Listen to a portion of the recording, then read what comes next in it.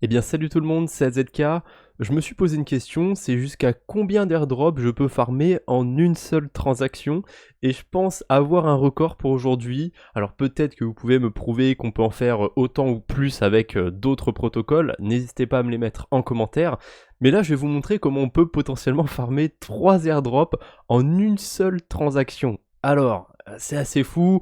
Évidemment, petit disclaimer, cette vidéo est à titre pédagogique, hein. Je garantis aucunement qu'il y aura un airdrop sur le moindre de ces projets, mais évidemment, quand on utilise un projet qui est intéressant, qui n'a pas encore lancé son token, ça peut être tentant de vouloir jouer un airdrop. Je précise un truc quand même, les protocoles qui lancent un token, généralement c'est des petits airdrops. Faut pas s'attendre à gagner 10-15 000 dollars. C'est plus quand on va avoir des écosystèmes, des blockchains qui lancent leur token, que là on va avoir des airdrops qui sont beaucoup plus juteux, on va dire. Mais moi je crache pas sur un petit billet, donc je vais vous montrer la stratégie, vous l'avez déjà à l'écran de toute façon. Alors, pas exactement parce qu'il faudrait plutôt que je choisisse ça.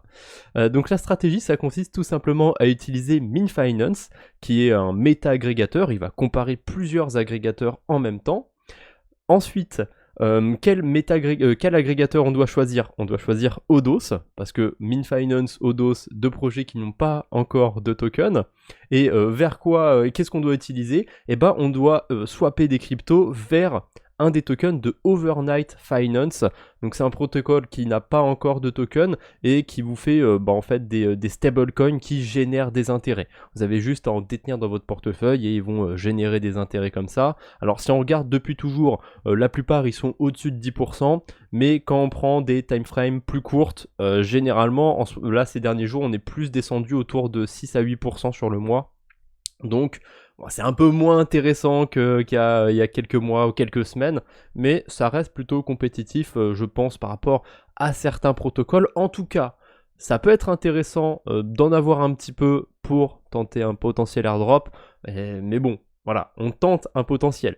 Moi, ce que j'aime bien en fait, quand je farm des airdrops, c'est quand même de faire des choses qui ont du sens, de faire des transactions utiles. Là, par exemple, je vais utiliser un méta-agrégateur, c'est très utile. Donc, si vous avez l'habitude d'utiliser celui de DeFi Llama, bah pour une fois, donnez sa chance à MinFinance. Surtout que la plupart du temps, vous allez sûrement passer par OneInch, par Paraswap, par Matcha, éventuellement par Odos. C'est vraiment un agrégateur que j'utilise de plus en plus, que j'aime bien.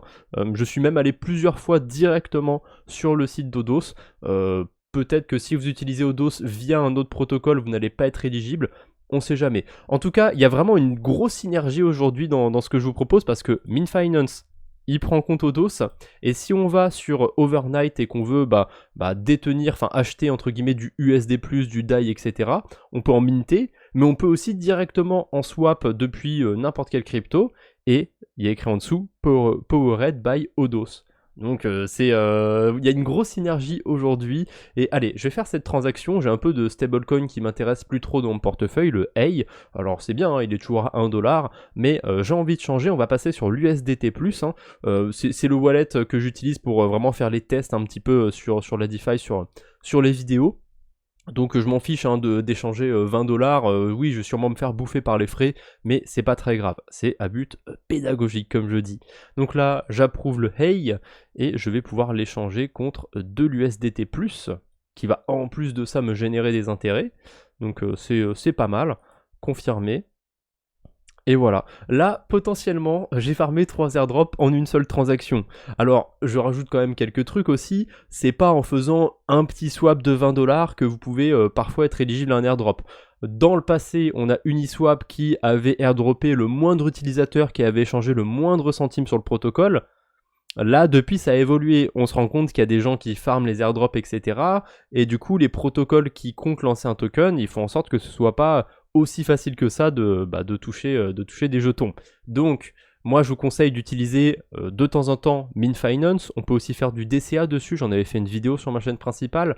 Je vous conseille d'utiliser Odos aussi de temps en temps. Enfin, franchement, si vous échangez au moins une fois par semaine, une fois par mois des cryptos sur la DeFi, essayez de passer par un de ces deux protocoles ou alors par Min Finance en utilisant Odos, ça peut valoir le coup.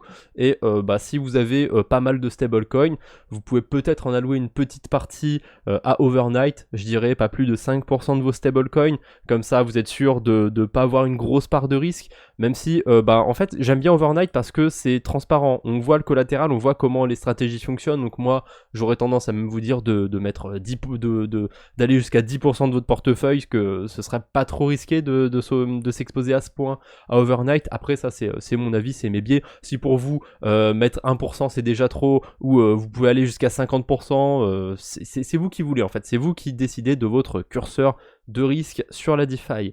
Bref, je vous embête pas plus, on se retrouve bientôt j'espère, d'ici là portez-vous bien, salut tout le monde.